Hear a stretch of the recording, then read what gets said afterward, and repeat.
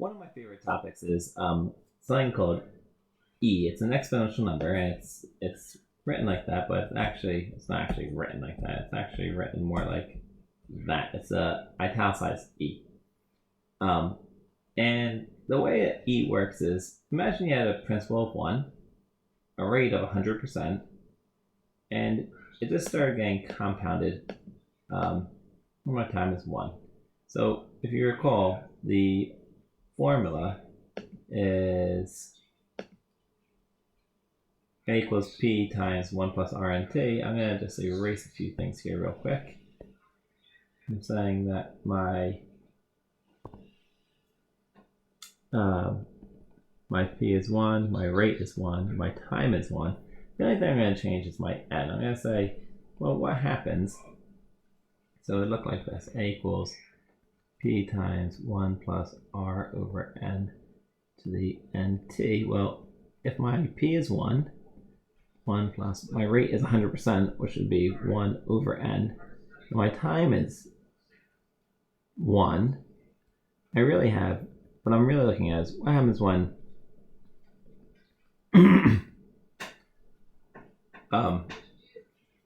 I'm compounding. When n is 1, I'm compounding once. When n is 2, I'm compounding twice. What's happening when I compound multiple times?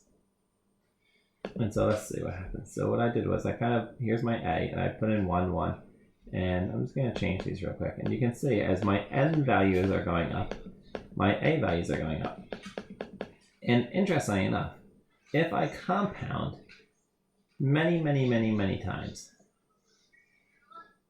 in a year, and this is in a year, so imagine if it was in a day, I'm getting larger and larger, and it looks like it's petering out on 2.718.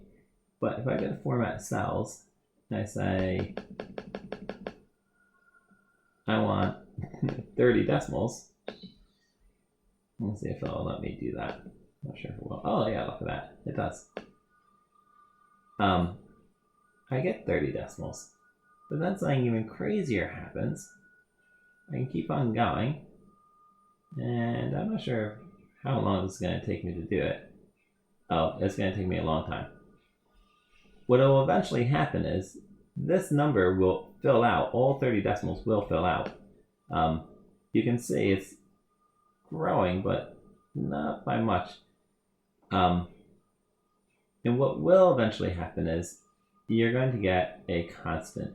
And it's going to take quite some time, because although I'm at n equals 520, 530, I'm still quite a ways away.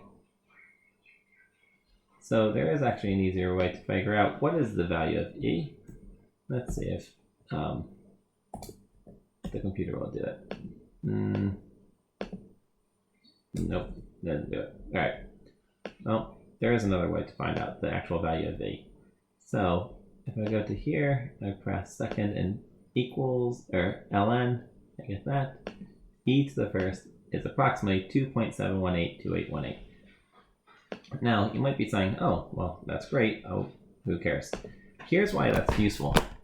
We just did, perhaps you were paying attention, perhaps you weren't, but we just did a whole thing on compound interest. We said a equals p times 1 plus r to the n to the n t. Well, I just argued that if you have continuous growth, this value here, where r equals 1, would be e. So there's actually another formula that you can use, and it's a equals p-e-r-t, or PERT. And this is for continuous growth. And I'll do this in a different color. A equals p-e to the negative r-t is for continuous decay. So I'll do a quick example. I'll use this color. Let's say there's a bacteria, and it starts out that there's 100 bacteria. and they grow at a rate of 3% every hour. And I want to know how many bacteria will there be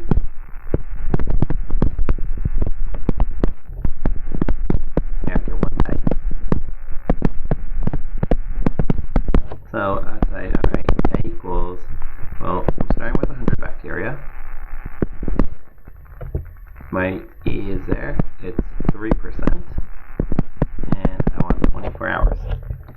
So I'm going to say, I'm going to get to my calculator, I'm going to say 100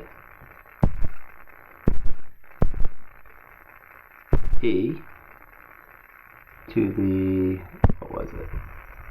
3%, so 0.03 times 24, and that equals 205. So after 1 day, it looks like there would be about 205 bacteria. Now, there's a couple things I want to point out. One, the reason why we're using E is because bacteria they're continuously growing. It's not like they'll only grow on the hour. The other thing I want to point out, and I don't think I actually have my answer here. Great. 100 E to the 0.03 times 24. Because it is bacteria, I don't round up, I always round down because it's 205 are actually produced. The 4400ths are still being produced. Alright.